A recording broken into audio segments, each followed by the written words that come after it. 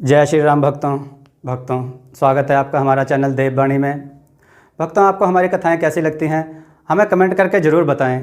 भक्तों, हमारी कथाओं को लाइक अधिक से अधिक करें, इन्हें शेयर करें और हमारे चैनल को अधिक से अधिक सब्सक्राइब करें। भक्तों, आपसे एक गुजारिश है, हमें इंस्टाग्राम पर फॉलो करें जिसका लिंक डिस्क्रिप्शन में दिया गया है। तो चलिए शुरू करते हैं आज की कथा। जय श्री राम भक्तों, सवालों की श्रृंखला में आप सबका स्वागत है। आज का प्रश्न है, अर्जुन का वध किसने किया? अपने उत्तर वीडियो में कमेंट करके जरूर दें। चलिए आज की कथा श्रवण करते हैं। आज की कथा है एक सोखा और चिपकू चुड़ैल। आइए कथा श्रवण करें। मैं पश्चिम वाली कोठरी में अलमारी पर पड़े सामानों को इधर उधर करके देख रहा था। तभी मेरी नजर एक निमंत्रण कार्ड पर पड़ी। कार्ड के ऊपर देखने पर पता चला कि वह निमंत्रण कार्ड भैया के नाम से था। प्रेषक वाली जगह के नाम से मैं अनजान था। कौतूहलवश मैंने बड़ी आसानी से अंदर के पत्र को निकाल कर देखा। अगले दिन बारात आने वाली थी। दर्शनाभिलाषी में पढ़ने पर ज्ञात हुआ कि वह निमंत्रण पत्र भैया के एक मित्र की बहन की शादी का था। मैं और भैया एक ही स्कूल में पढ़ते थे और उनके लगभग सारे मित्र मुझे जानते थे। भैया उस समय घर पर नहीं थे, 3-4 दिन के लिए कहीं गए थे। मैंने ये बात अपनी माँ से कही तो उन्होंने मुझे अगले दिन वहां जाने की अनुमति दे दी। मुझे ढंग से गाड़ी चलानी नहीं आती थी, अतः मैंने शाम को चाचा से बात कर ली और वो राजी हो गए जाने के लिए। उनका घर हमारे घर से तकरीबन 30 किलोमीटर दूर था।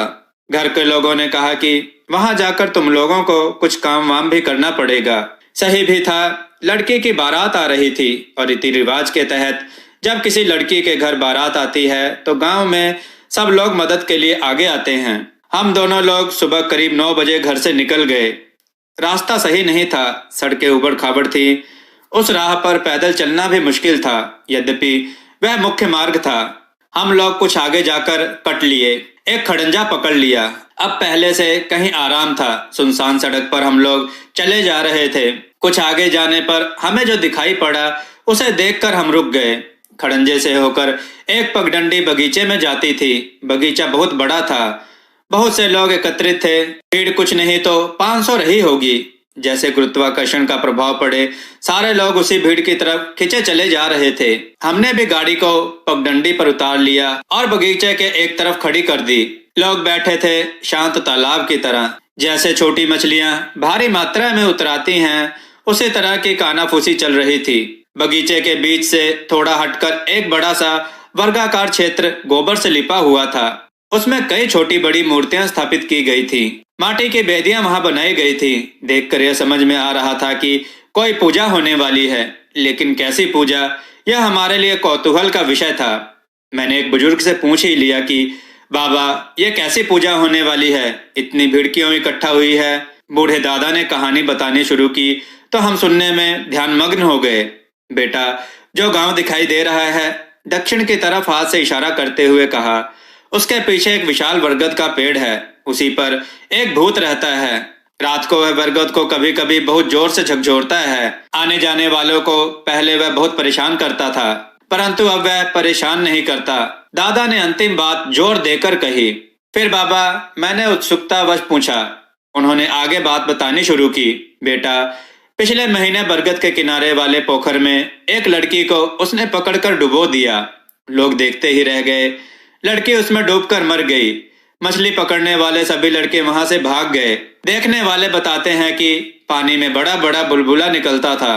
पानी अचानक शांत हो जाता, अचानक घेरदार लहरें पैदा हो जाती। आगे बाबा, मेरे तरह सुनने वालों में से एक अन्य लड़के ने कौतूहलवश पूछा।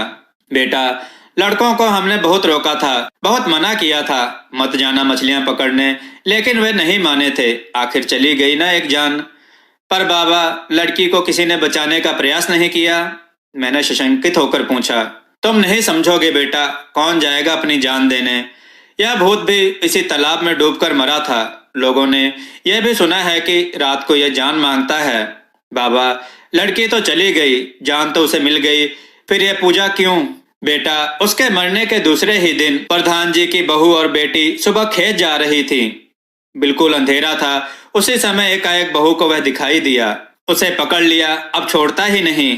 बहू तभी से बीमार है, कभी हंसती है तो कभी दहाड़े मार मार कर रोने लगती है, कभी कभी तो नाचने भी लगती है, कभी कहती है मैं बिना जान लिए नहीं जाने वाली, कहीं कुछ अशुभ ना हो जाए, फिर से किसी की जान न चली जाए, इसलिए सोखा जी यानी तांत्रिक जी आ रहे हैं। मैंने चाचा से कहा कि आज देख ही लिया जाए कि कैसे पूजा होती है, और वे भी सहमत हो गए।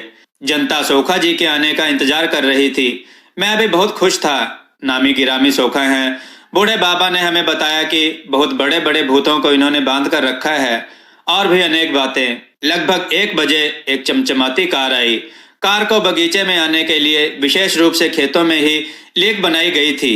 उसमें से एक हष्ट-पुष्ट अधेड़ उम्र युवक धवल धोती में, शरीर पर धोती के अलावा केवल एक खादी की चादर डाले हुए निकला। चेहरे पर भयानकता, आंखें लाल लाल, बड़ी बड़ी भौहें, माथे पर चौड़ा तिलक जो संभवतः राख और चंदन मिश्रित था, पैरों में खड़ाऊ थे। यही सोखा जी हैं, बूढ़े बाबा ने हमसे कहा। सोखा जी कार से उतरते ही खूब जोर से सांस खींचे और चौके में आ गिरे। सारी जनता चुप थी। लोग केवल सोखा जी के क्रियाकलापों को उत्सुकता भरी नजरों से देख रहे थे। सोखा जी कैसे आंख बंद करते, कैसे धीरे धीरे खोलते, फिर हाथ को भींजते हुए जमीन पर प्रहार करते। पूजा सामग्री पेश होने लगी थी। बहू भी चौके में आकर यथास्थान बैठ गई थी। सोखा जी ने मंत्र जाप शुरू किया और चौके के बाईं तरफ बैठी महिलाओं ने देवी गीत गाना शुरू किया। सब कुछ बहुत रोचक लग रहा था। बहू धीरे धीरे झूमने लगी, तरह तरह की अजीबोगरीब हरकतें करने लगी। मैंने ऐसा सुना तो बहुत था, पर साक्षात दर्शन का लाभ पहली बार उठा रहा था। मेरी उत्सुकता बढ़ती ही जा रही थी। करीब आधे घंटे तक वह झूमती रही, कुछ न बोली।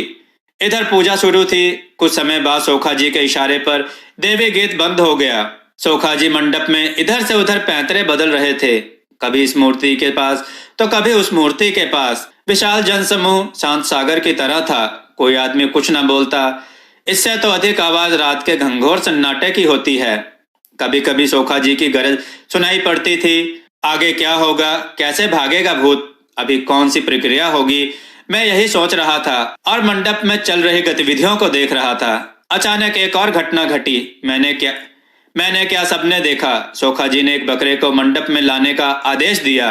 धोती में बलिष्ठ काया वाले 2 लोग जिस पर रौबदार मूछें थीं, बकरे को मंडप में ले आए। शराब की बोतलें भी मंडप में लाई गईं। सोखा जी ने बहू से कहना शुरू किया, तूने आज तक इस गांव को बहुत संकट में डाले रखा है। मैं तुझसे कहता हूँ कि छोड़ दे सबको। तुझे जीव चाहिए तो ले ले बलि। सबको मुक्त कर संकट से, वरना अच्छा नहीं होगा।